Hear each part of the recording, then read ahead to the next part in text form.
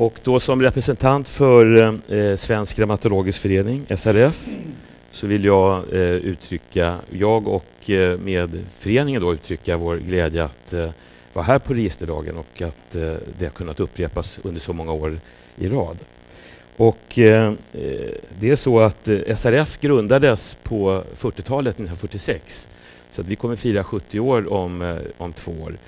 Och SRQ har ju funnits inte riktigt lika länge, men jag vill också säga att Svensk Reumatologisk Förening, vi har ungefär 500 medlemmar, och det är alltså svenska reumatologer huvudsakligen, men också associerade medlemmar som, ja, det kan vara andra yrkesgrupper och läkemedelsrepresentanter och så vidare.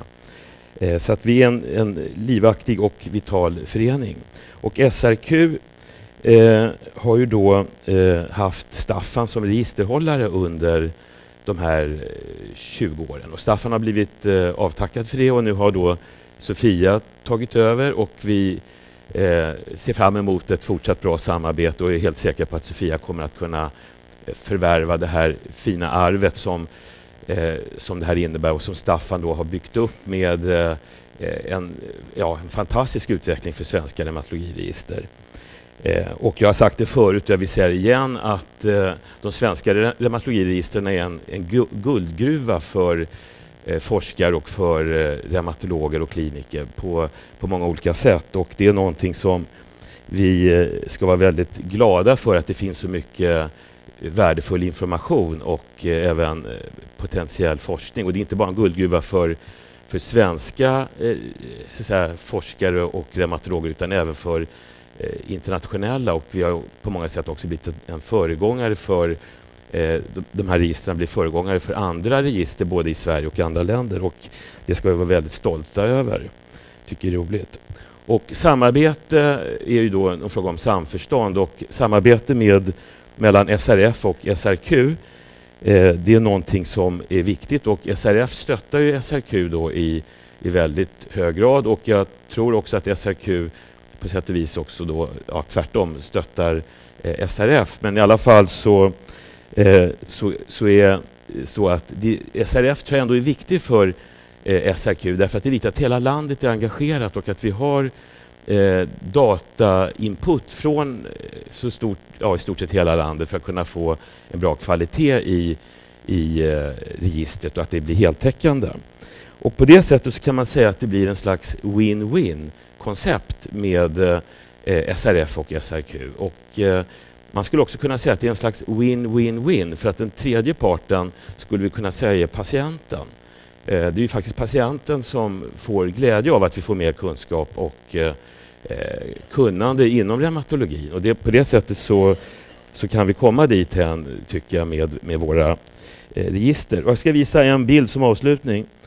Och den är då lite kanske komplicerad så här. Men det här är ändå så, vi har jobbat lite med det här under ett antal år, SRF och SRQ. Och jag ska bara peka på några saker. Här har vi då SRQ på vänstra sidan.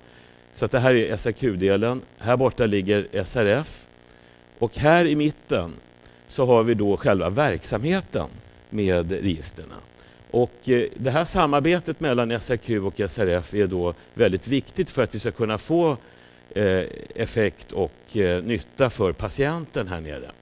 Jag vill också peka på registerrådet som startades för ett drygt år sedan, har kommit igång och har flera möten varje år. Och här beslutas om de datauttag som tas ifrån SRQ-registret på nationell basis.